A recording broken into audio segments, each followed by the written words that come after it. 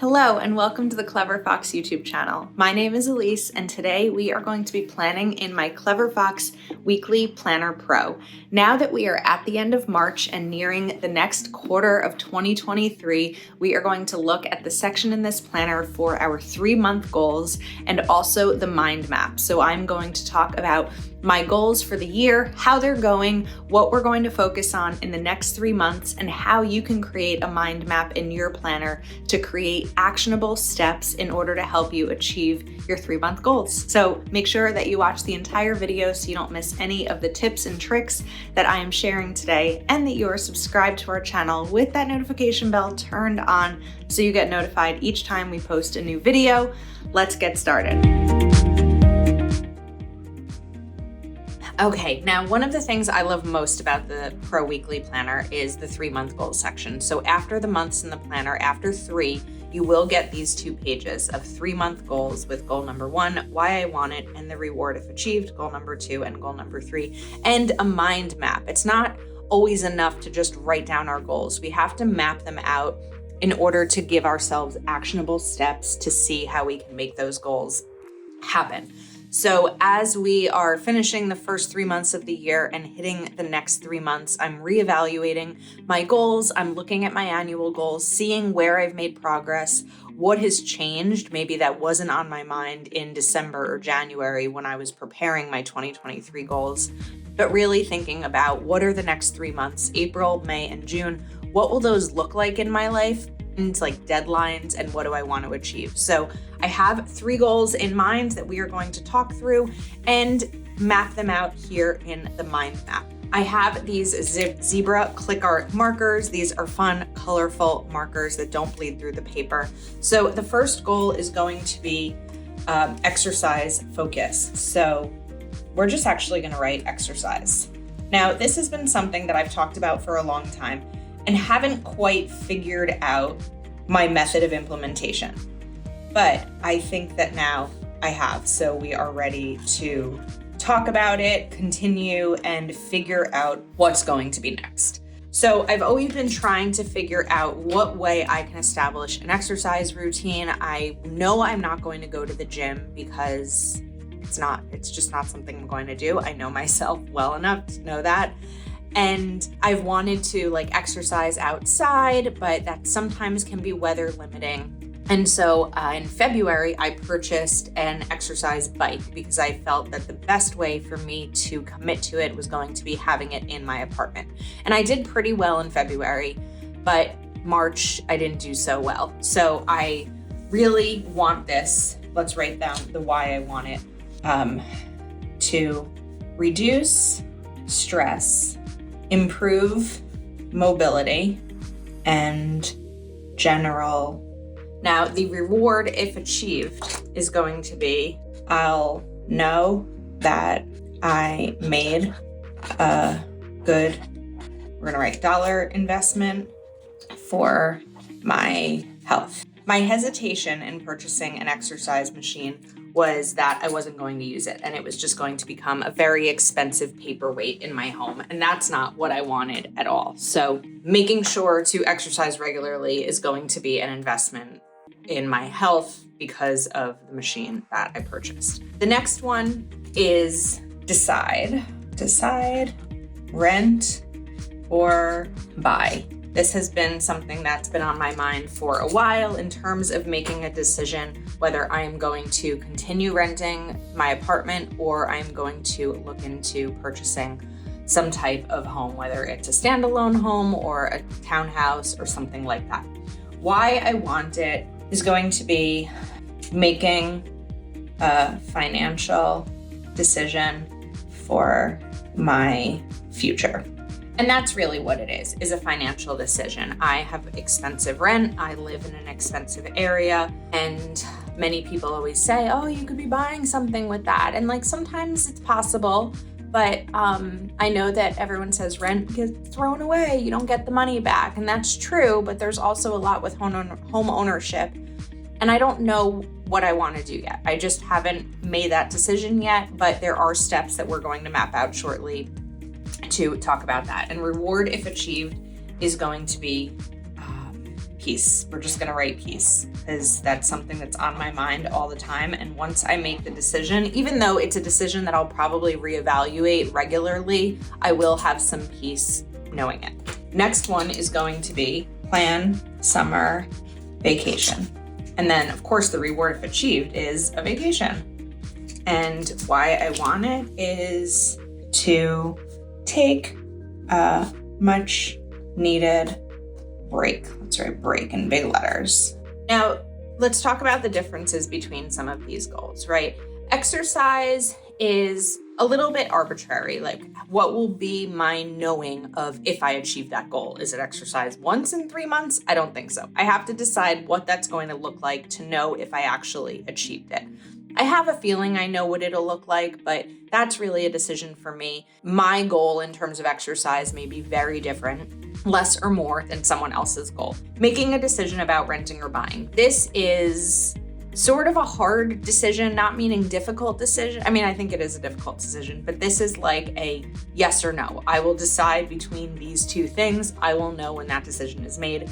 And then planning a summer vacation is something that I don't have any summer vacation planned and I would like to. So of course I will know when that one is achieved as well. So sometimes our goals are a little bit looser and it's just something that we're working towards. And other times they are this or this kinds of goals. So now I'm actually going to use a cap of a candle just to get a nice little circle here. You can really use anything, but we are going to use this to create a circle here. You can really do any shape. There's no requirement for the shape in your mind map. So let's write exercise. I'm gonna make it big so that I can really see it front and center.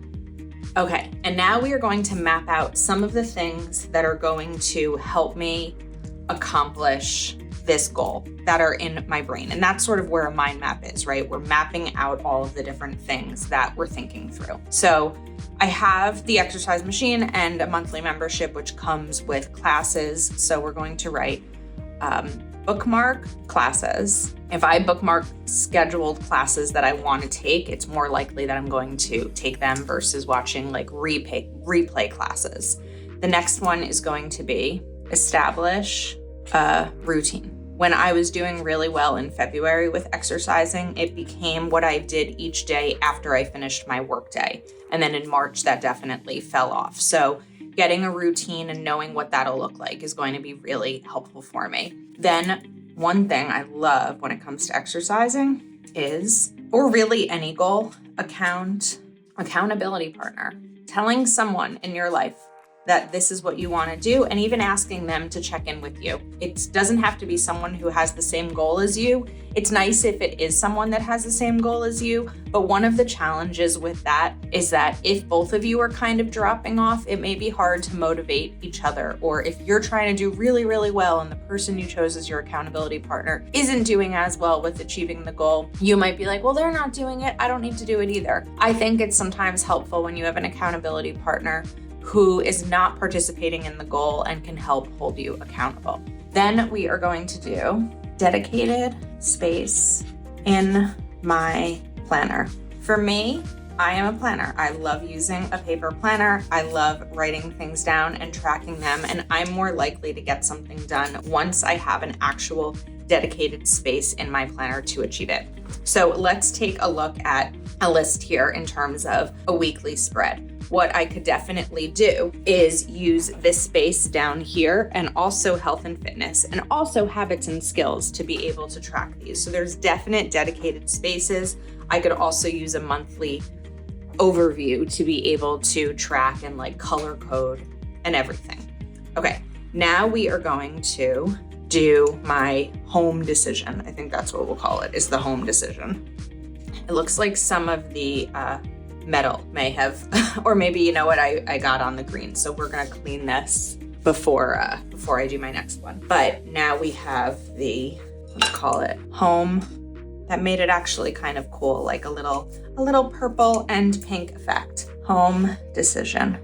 Now, there are definitely actionable steps that I need to take when it comes to this home decision. So we're gonna actually do it kind of in order over here. So the first thing I need to do is file my taxes. I have a full-time job, and that's pretty simple in terms of filing my taxes, but as a content creator, I also have other sources of income that need to be figured out. And that income isn't taxed immediately when I'm paid for it, so it's something that I have to pay the taxes on quarterly and through the next year. So I really need to file my taxes and know what my actual numbers look like. Of course, I know what my full-time job salary is, but I don't necessarily know what my content creator salary looks like because I haven't owed the taxes on it yet. The next step one is going to be meet with a lender.